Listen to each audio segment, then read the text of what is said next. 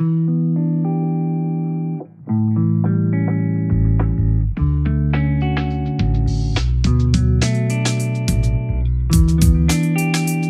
now listening to the Mental Health Check-In Podcast. Good morning, good afternoon, good evening, and good night to everyone listening at whatever time you're listening. I am Joe Anthony Myrick. You can call me Jam for short. Let's go with that. And you can call this the Mental Health Check-In Podcast. Podcast dedicated to spreading mental health awareness as a means to help us all heal. Personally, I want you to heal from this. I want my guests to heal from this. I want to heal from this personally. I just want everyone involved to get something out of the show. Because I just want us all to heal.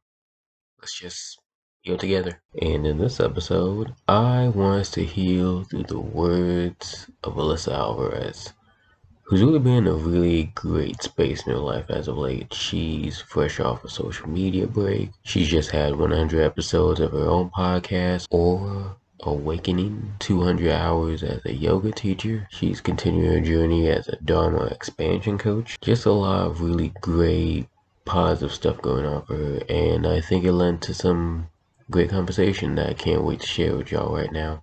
But first, I just want to point out that if you listen to this episode and decide you want to see more of her positive journey, you can check out her personal Instagram at awakening.alyssa and her podcast Instagram at awakening.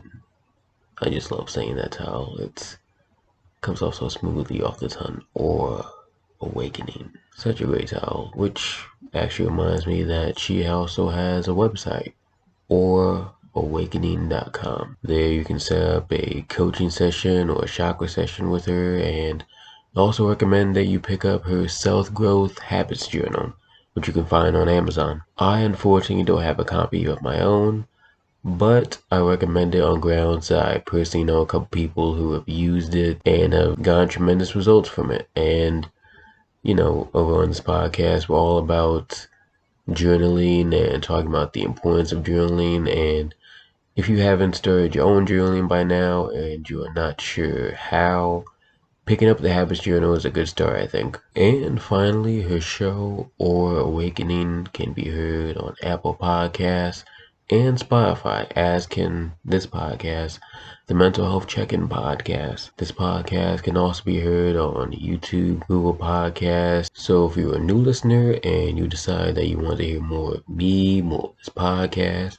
you can hop over to practically any platform and follow, subscribe, and more importantly, share. The whole reason I even do this podcast, the whole reason I started it, is because I really want the word said on here to reach the right people in the right moment, the people who need to heal, I think. So please share this with people who you think may need some healing right now. Text your buddies who need it, tweet it, put it on your Instagram story. Whatever you do, I appreciate either way, and I'm sure someone who really needs to hear this, who's really struggling right now, will really appreciate it as well. And speaking of struggling, heading into this episode, I recognize that though this conversation was filmed a couple weeks back, this episode is dropping some days after the election in the United States, meaning that depending on the results, maybe regardless of the results,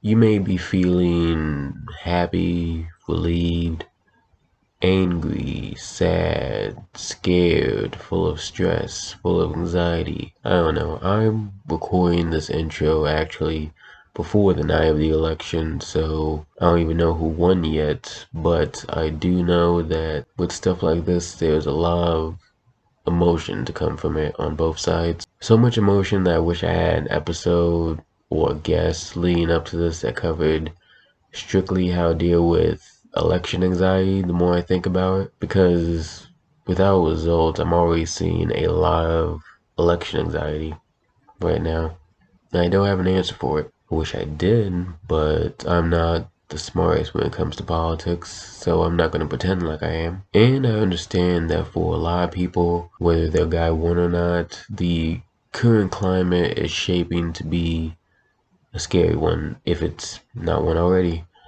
And I don't want to disrespect someone's agency by saying something insensitive or ableist or anything that disrespects how someone may be feeling during all this. But I do know that this podcast, if it's good for only one thing, it's for helping listeners apply things that my guests talk about, take it and apply it to their own lives. My guests can give amazing words of wisdom, and people can use it as a springboard to dig within their own lives and just help themselves with their own personal anxieties. Doing this has helped me personally in past episodes. I've been told by a couple other people that it helps them when they do this. And I think this episode is no different. Alyssa is among many things, a kindred spirit and just a really thoughtful person who spends a lot of her time in this episode offering suggestions on how to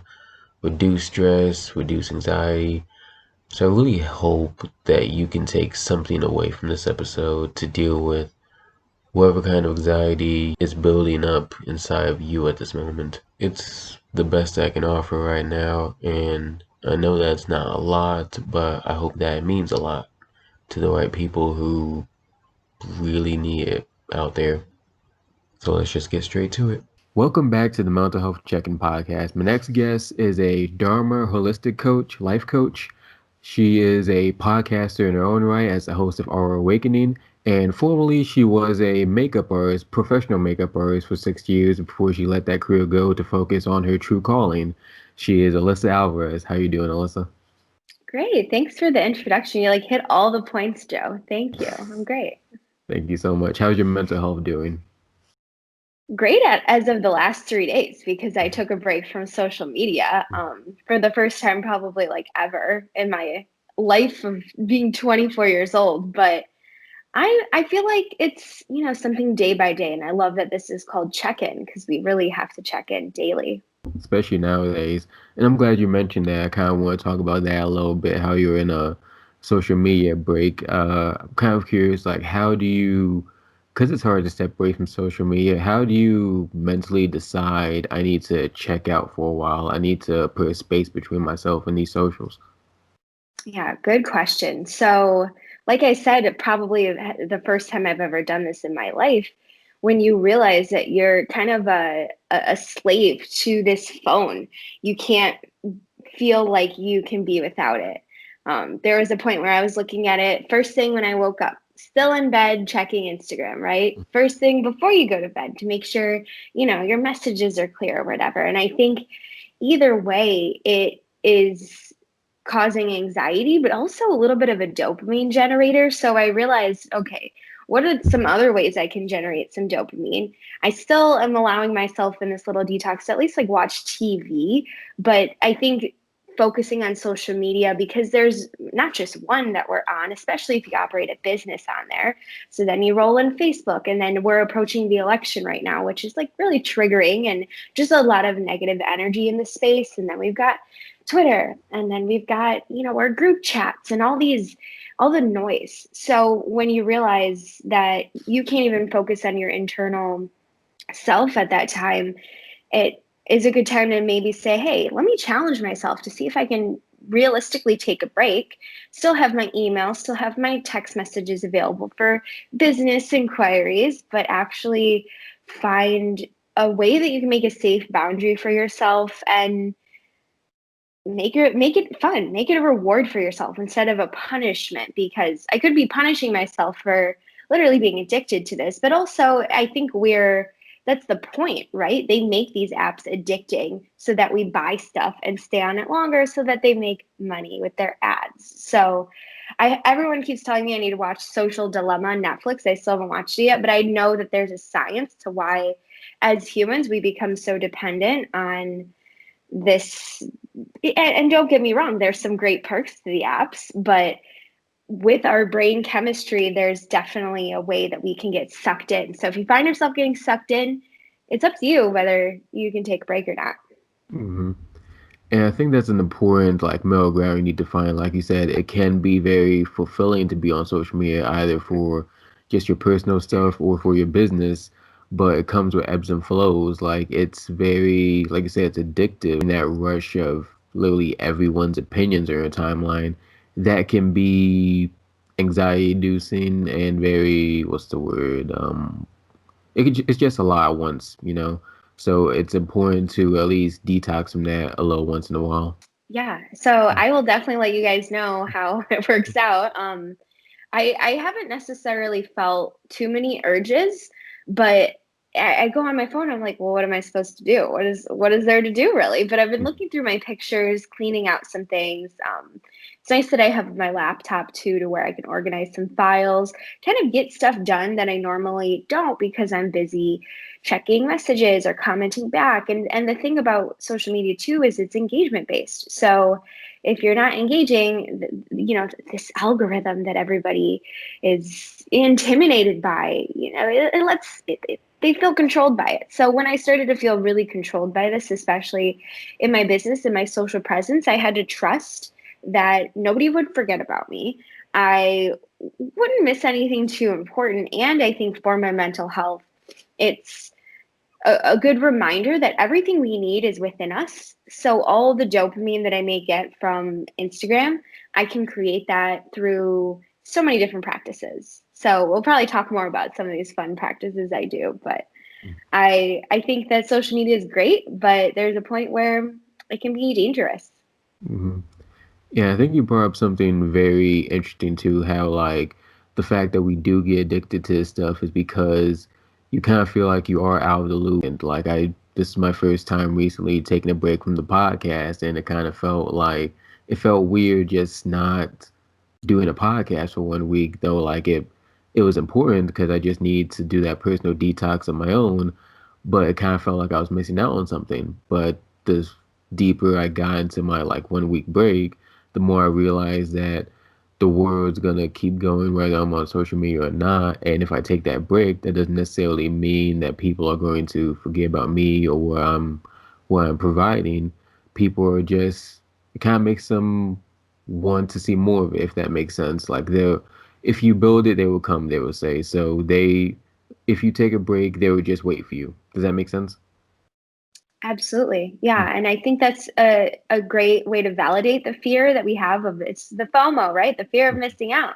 So if we trust that people will still be interested, then, and that's like a validation for ourselves. We have friends and family we don't see for a while. Are we afraid that they're going to forget about us and not, be interested in us? No, of course not, because we have ways to connect. So really seeing it as a way to connect in a healthy way, and then to share your gifts and your positivity, for me, is the way I love to use these platforms, as well as community and meeting people online. Ever since I was so young, probably like 12 years old, I was connecting with people online, which is kind of dangerous for a preteen, but I didn't go in any scary chat rooms, so that's good. But I mean, things like Club Penguin and Webkins, these were all ways for young people to connect through some kind of avatar. So if you can maintain the sense of authenticity through your personal avatar that you present on Instagram, then you meet people in real life, which is an incredible result, because I've made a lot of friends through Instagram that I've been able to meet in real life. And then you stay in touch and maintain that relationship through however you connect virtually. Mm. Absolutely. And I I did a 100. virtual teacher training. I just remember that. And I was able to meet a lot of different people from all over, because Citizen Yoga opened it up to anybody, not just Michiganders. So one day I'll meet some of these people virtually, but even a few people in Michigan. I think it's great when you do have that virtual connection at first, and then you're able to meet in real life. So it really does go both ways. But I think, having text messaging is the OG way that we can stay connected. And even with texts and calls and email, you have to set boundaries. Absolutely. And I 100% agree with you there, especially in this time where it's like during a pandemic. So more people are going out less, I think. So I think that connection is very valuable if you know how to set boundaries with the social media apps and even with just people you know online as far as when to take a break. Just treat it as people you know in real life. Sometimes you need to take a break from people in real life every now and again. So that kind of brings a question to mind. I was kind of wanting to ask, just like with all these connections you're making online, like how do you make connections online? Because I feel like that is even more important nowadays, but people kind of struggle to find, I guess, online friends or like meet and connect people online because it's a lot harder than trying to do it verbally, I think. I think so too. And that's a really good question because I'll tell you what not to do to start off, because there's a lot of people who it's part of their algorithm maintenance where, oh, you do yoga, you're into spirituality, we have something in common. Let me slide into your DMs and try to create an authentic conversation with you and get to know you. A few messages later after you exchange, oh, I'm from here, I do this, I do that, they start to say, oh, well, I think you'd be a great candidate for my program, or I think you'd be a great, person on my team. They make it a sales pitch, and that's always where I get really offended because I'm more than just an easy sales pitch, right? And I can kind of clock when this happens. But a true way, if you're really trying to make real connections with people online, I am a big proponent for voice messaging because this person is really getting the closest thing to your true essence, which is your real voice. And being able to support each other rather than try to make sales from each other or whatever at first is really great because that could turn into a sale later on. I have a great example with a friend who lives in Florida who we met in what's called an engagement pod, which was a group of maybe 10 different random people who had the same niche. And we would comment on each other's pictures, and you kind of got to be um, there's a certain way to do it because Instagram will flag certain things, but we did it in a proper way. We were super respectful, and there was really no pressure. Whenever we wanted to leave, we were able to leave. But me and her name's Sam, we were able to make a great connection just through actually reading the captions, actually paying attention to the posts, really checking in on their stories and seeing what their real life looks like. And I think it's a matter of how you're even presenting that is how you'll get some feedback about what you're doing and how you can truly connect with people. It's a two-way street. So because I was putting myself out there, she really connected with what I was doing. She was putting herself out there. I felt really connected to what she was doing. She's a graphic designer and virtual assistant. So later on, as we developed our friendship, I actually hired her for some work. So you can still support each other and still create that connection. And I think another good tip is like following up. If the conversation, dies a little bit, or at least, having a virtual friend, make sure you check up with them at least once a month, see what's going on, have them kind of give a little rundown because it's really nice to have somebody to reflect all the things to. And again, give that support when you may be feeling a little lost on your journey. And the thing about, having a virtual friend that may not know you in real life, you want to be able to transmute your energy in the virtual space. So being yourself and not sugar anything or being, this version of you they think will accept is key because that's how you can create like a sustainable friendship. And we always say like she's one of my best friends and I've never met her in real life. Maybe we will one day, maybe not. But I'm so grateful that, either way, some kind of community aspect having a similar purpose connected us. We were able to maintain that steady conversation without any hidden agendas. And I think that goes true with real life friendships as well. I made a friend who has a similar career path than me in Michigan, and we've just been hanging out, enjoying each other's company without any hidden agenda. And I think, if you're someone who has a tendency to accidentally kind of have these agendas and want to network and get to know people, maybe take a look at what's going on with the ego and think of, is this coming from a fear-based place? Can I not allow myself to really have true friendships? Because in our society, we have wounds around friend groups and how we felt growing up, and it can be really hard. So being honest with yourself, I think, is one of the first steps to even trying to maintain these connections. Yeah, very, very well said there. And I hope you and Sam do meet, by the way. And I think you brought up something very important. Like, it feels like, I think when people try to make online friendships, in some cases at least, people forget to leave room for authenticity. Like you said, like, people, this is very much a, I guess, like a hustle type of society in a lot of ways where people are always striving to grow themselves or grow their business. And while it's important to make collaborations along the way, it's important to make friendships out of collaborations rather than turn Mhm. collaborations into friendships. If you're signed to someone's DMs trying to create business opportunity or sell a pitch to someone, then that's never going to last. Even if you do get past the awkward, hey, you should join my team type of deal.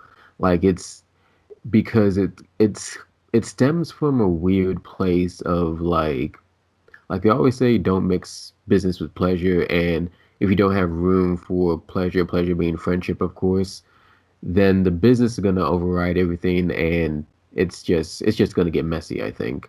So I think leaving room for authenticity is a key point in building online. Yeah, and I to piggyback, I agree with what you said about not mixing business and friendship. Typically, it doesn't work out, and that's just an honest conversation you have to have with you and the person about your expectations and when the entrepreneur hat comes off, because we can only wear so many hats. And when you're giving feedback, when you're giving direction, and when you're in a space where maybe you're the captain and your friend is helping you, everybody can be really sensitive and it can really stifle the fun you have in the friendship. And I've experienced that firsthand. So now I try to only hire people that I may know through creative connections to support them. The friendship came later after knowing, like you said, the collaborating, or someone I don't even know at all to support them and to then create that connection. So it's up to you if you want to do business with your friends, but there's so many people out there who are wanting some kind of internship. So make their dreams come true if you're looking to hire. I 100% agree with you there. It's kind of easier to build friendships and then say, "Oh, do you want to do a business thing?" But I have to, me personally, I need to know that person for a while. Like, there's a trust factor, I think. It's a lot easier for me to be friends with someone for X amount of months, X amount of years, than say, "Oh, you're really good with designs. Can I hire you? Can I commission you to do a design?" Opposed to going to a graphic designer I don't know, and I don't know if they're going to do a good job, don't know if they have the best intentions. It's easier to bring a friend along for that ride than trusting a stranger. But that's just me personally. I don't know how you feel about that. I think word of mouth is a really great thing because let's say you don't know somebody, but your friend recommended them and they say they do a great job. Or build in an authentic way and remembering, oh, yeah, doesn't so and so's cousin do that? Like expanding so much to where you have a kind of a sister trust factor where you may not trust them, but you trust somebody who trusts them. And I think that's where it can be okay. And, the worst thing that could happen is it doesn't work out and you maybe wasted your money. It's a learning experience and then you move on. But I think, being an entrepreneur and doing all these business things, you really have to find what aligns with your ethics and your values.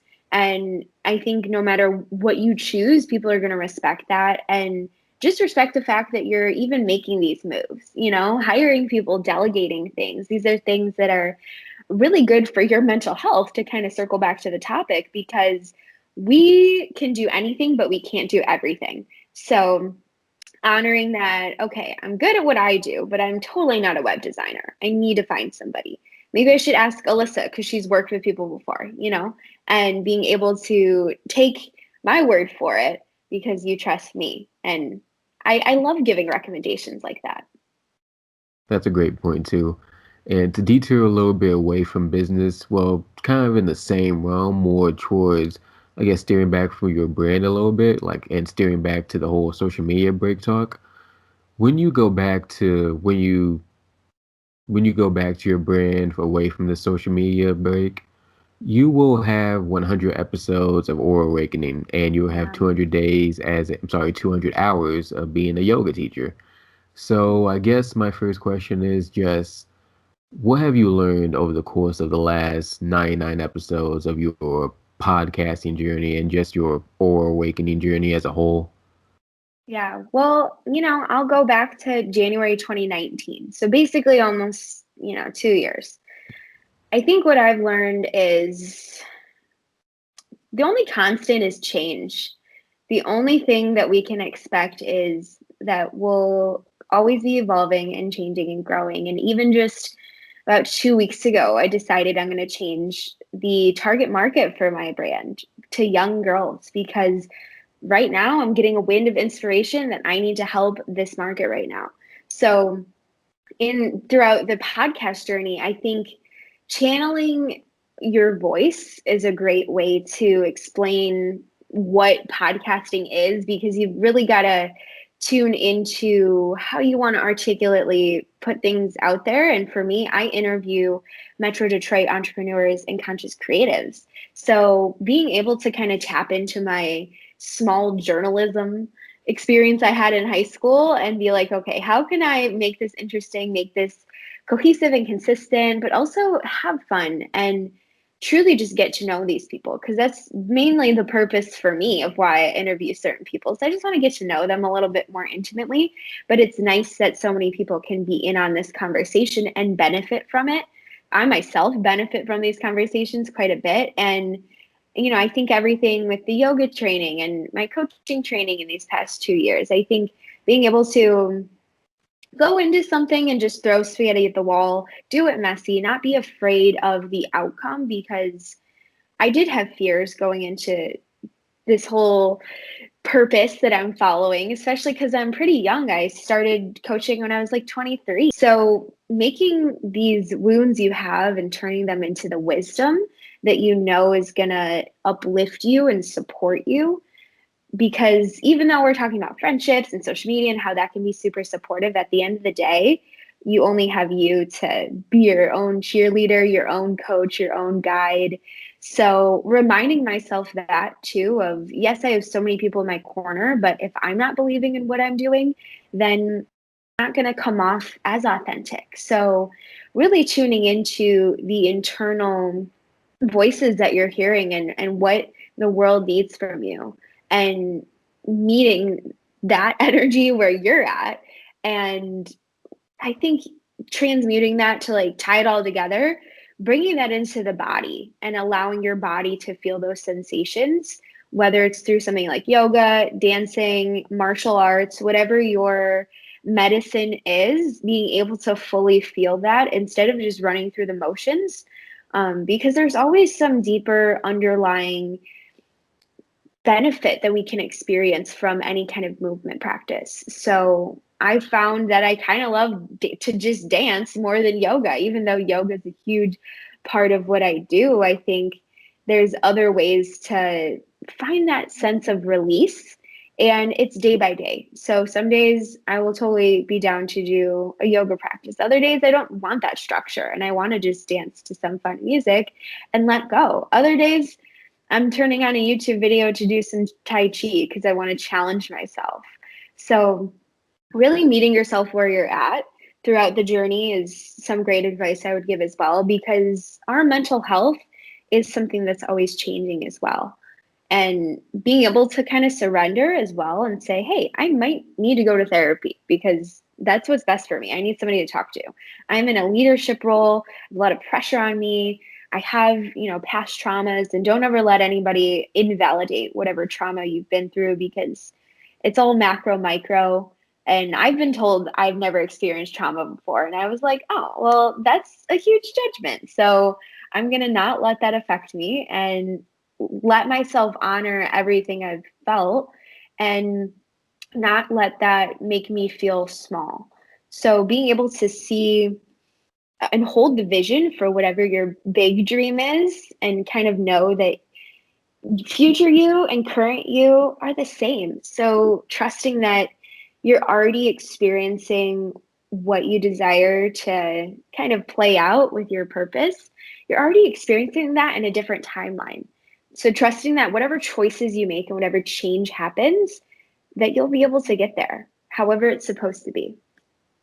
Absolutely, very well said. And I kind of want to trail back to something you said earlier because I thought you said something very interesting when talking about how mental health connects to the body. Because I always thought that was very interesting. I don't know much about the brain and neuroscience, but I think there's something to that, how doing things with your body helps release something in your mind that kind of feels like lifting a weight off your shoulder. Like for you, it's yoga and dancing. For me, it's exercising, specifically like bodybuilding a little bit.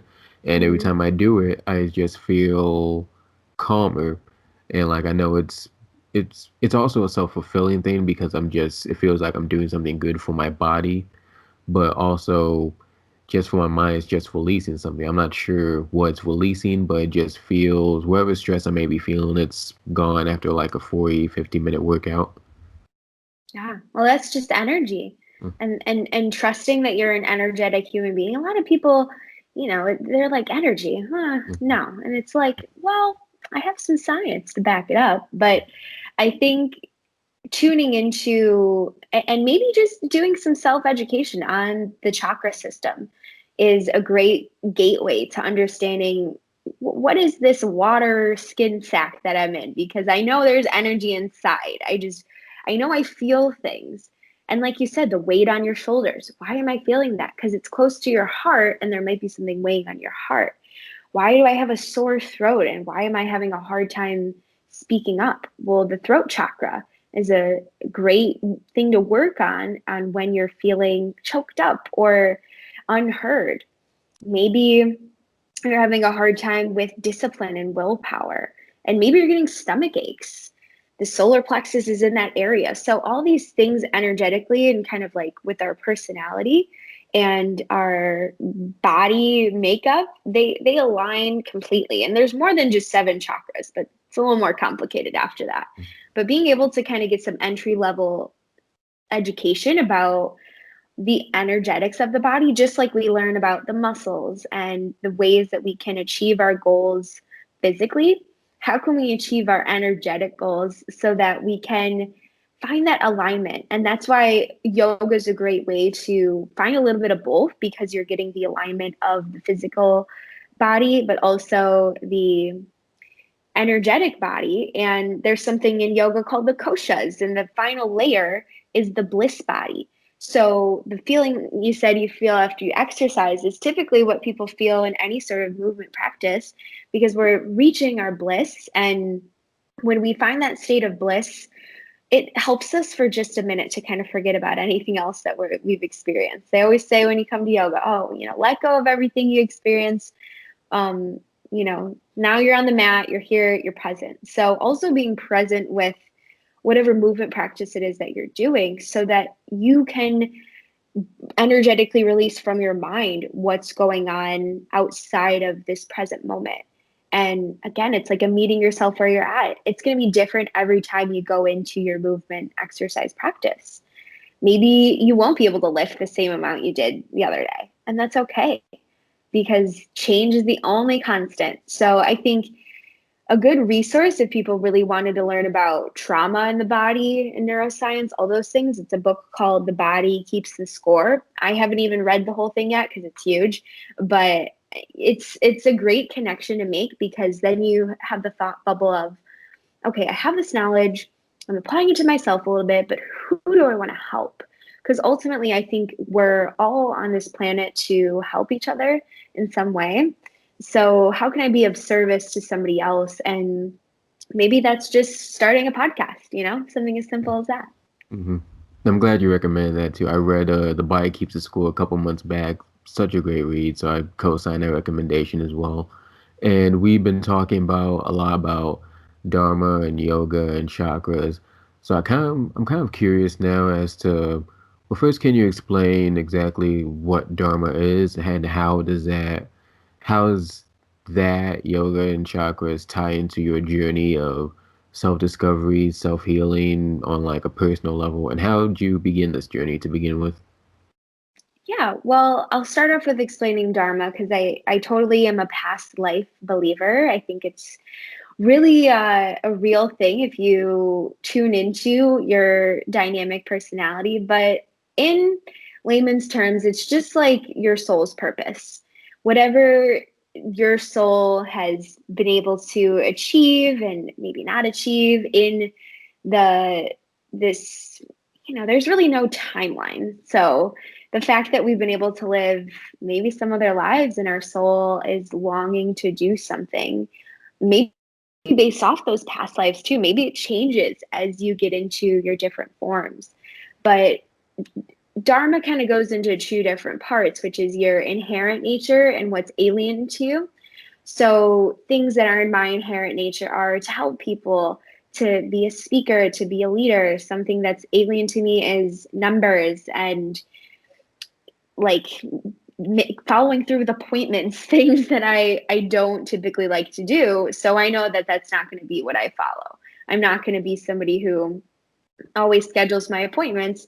Maybe I have somebody to help me with that.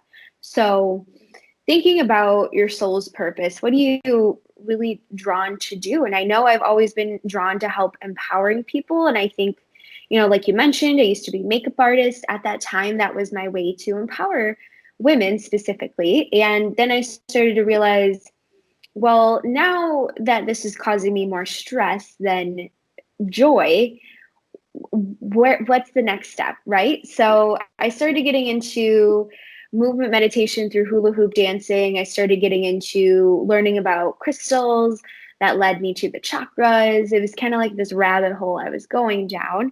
And my last stop actually was the yoga practice, but through the yoga practice really led me to a floodgate of community, of healers, light workers, all these amazing people that were there to welcome me in a really genuine way, rather than, hey, join my team, we're going to profit off of each other, because that's a wound I have of people scouting me, thinking I'm a good candidate for their whatever it is.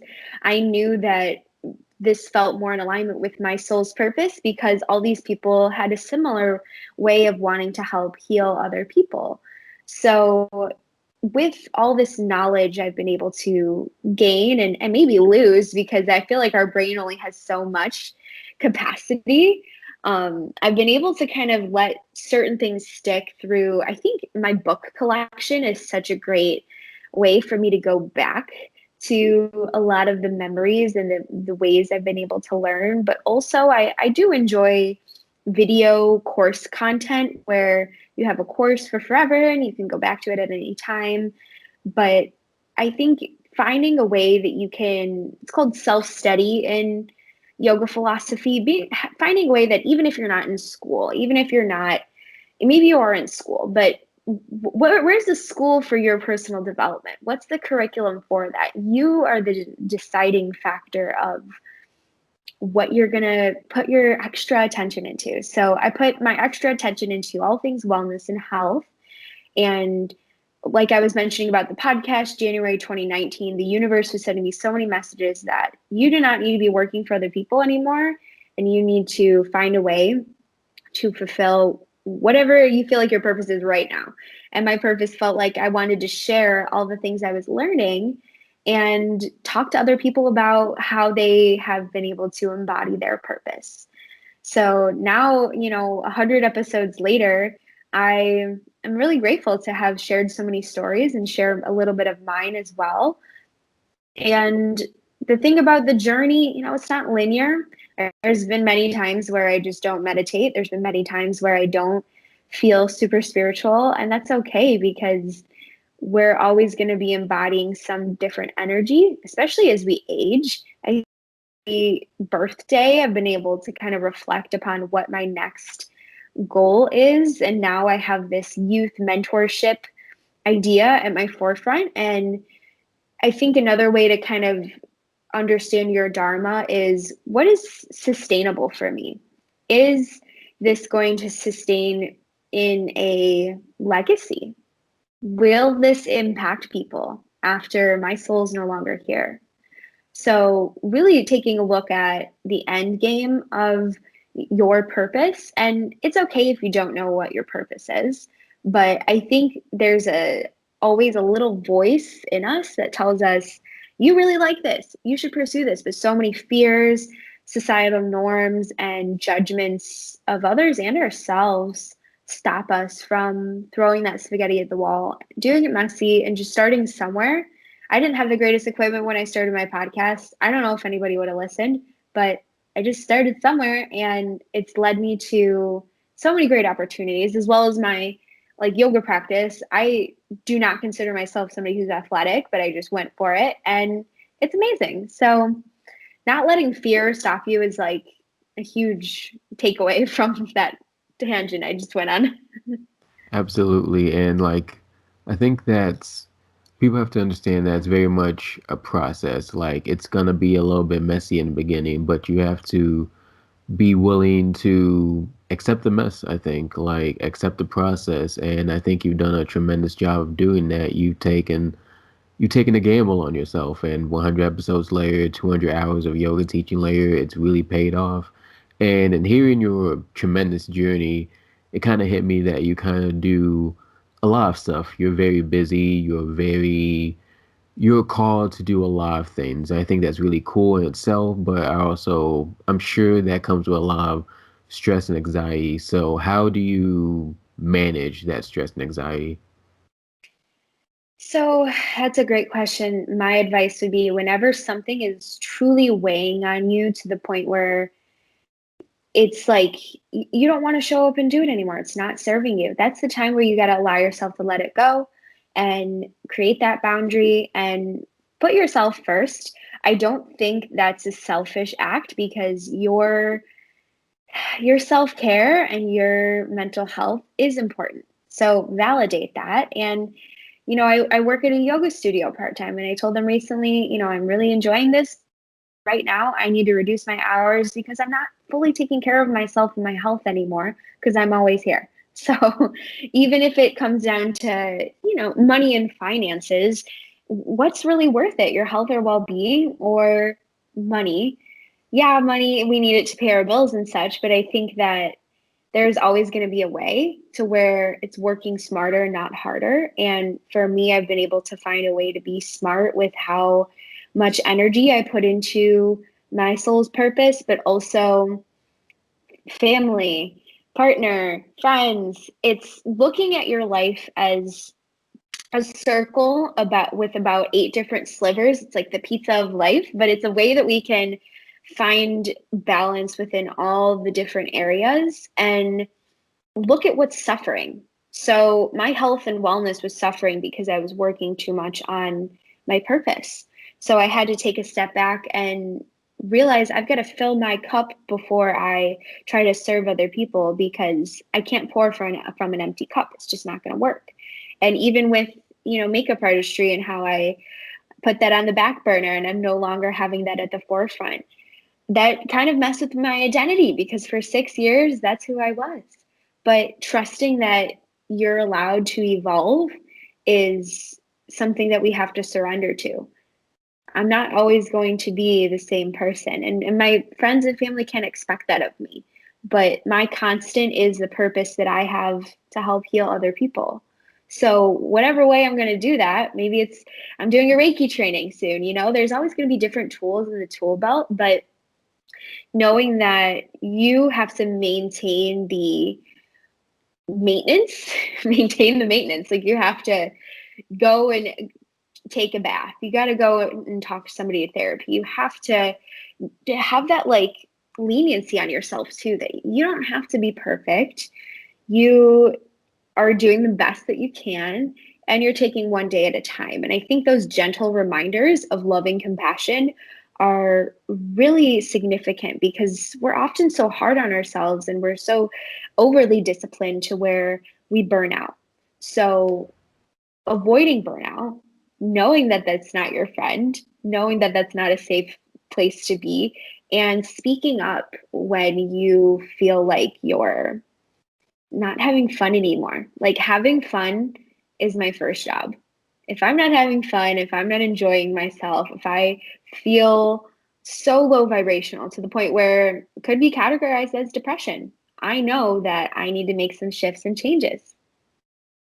Absolutely. Very well said, too. And I think to piggyback off that, it's worth saying that people listening to this should, above all else, look after themselves first and foremost. I don't mean that in a selfish way necessarily. I mean that in a way that you're the only person that's going to wake up with yourself. You have to look at yourself in the mirror. You have to deal with yourself and everything you do and the repercussions of that and the stress that comes along with that, most importantly. And if you're feeling too much stress, no matter how much success you have or how well you're doing at your job, it's important to take a step back and reassess your situation. Think about, how do I reduce as much stress as possible? How do I do the best for myself? How do I look out for myself and my mental health? So, looking after yourself should be your priority for everyone, first and foremost. Yeah, and it sucks that there's a stigma and kind of an uncomfortable nature talking about mental health and understanding. But that's why it's up to us to kind of go down our own rabbit hole of whatever we find interest in, because there's so many resources out there. And maybe it's just starting with meditation, not even with music or guided, just sitting there with your thoughts and knowing that this isn't supposed to be relaxing. Again, it's that maintenance. It's not always going to be fun, but how can you find those fun peaks throughout the day? On my Instagram, you'll see me once I'm back. I always take little dance breaks and try to have fun and keep things light, because our world is really heavy right now. And to be able to shine whatever it is that you bring to the table, shining that so unapologetically really makes people happy. And the people that where they get their feathers ruffled from you, then they're not meant to receive the light that you bring. So don't worry about everybody liking you, because you're not supposed to be liked by everybody. And I think that's another fear that comes up when trying to put yourself out there or even ask for what you need is, oh, they're not going to like that. Oh, they're going to think I'm weak. But surrendering and trusting that your mental health and your physical health come first. We go to the doctor, we're encouraged to go to the dentist and go see an eye doctor. Why don't we have more access to talking to a coach, a therapist, a mentor, whatever the title is, having somebody to be your confidant, not your friends or family or your partner, because they hear about your problems just in conversation, having a safe space and to maybe learn something, gain some exercises. I've been doing therapy since June, and it's been a really great experience, because normally I'm on the other side of the Zoom call, and now we do everything virtually, which is fine. It's as long as you have a room that your pet isn't distracting you, you should be good to have the virtual therapy. It's still the same potent release that you need to just talk it out with a non-judging, biased person on the other end. Absolutely. And I think that might be a perfect place to end on and get people to chew on a little bit. Mm. So, first, I thank you for coming on this podcast. But before we go, I have this final segment I do with all my guests. I call it Giving People Their Flowers, where I tell people why and how I appreciate them in case we never speak again. And I appreciate you because you always came off as like a guiding light to me. Like, you really shine a light to other people. You have this natural genuineness to your energy and to your aura. No pun intended, but you have this genuineness that it seems dedicated to not only seeing the best in people, but also bringing the best out of people. And I remember noticing that the first time I met you at Mickey's photo shoot about a year ago. And I remember like we bumped into each other a few times that day, but in one particular instance, we had this long but brief conversation. And I remember in this one instance, I really, whatever it was about this conversation, it really highlights me your type of spirits and what your intentions are, very good intentions. So I feel like people like you are really hard to come by, for lack of a better phrase. People like you are hard to come by. So I hope that you use everything you've been called to do to continue to shine a light on people And I'm very proud of the progress you've had with 100 episodes, 200 hours. So congratulations on that. And I hope, actually more than hope, I manifest nothing but the best for you going forward in your career and your life. And again, I thank you for coming on. Aw, thanks, Joe, for those kind words and holding the vision for me. Mm-hmm. You're an awesome dude, and thanks for holding space for these important conversations about mental health, because we need more of these conversations.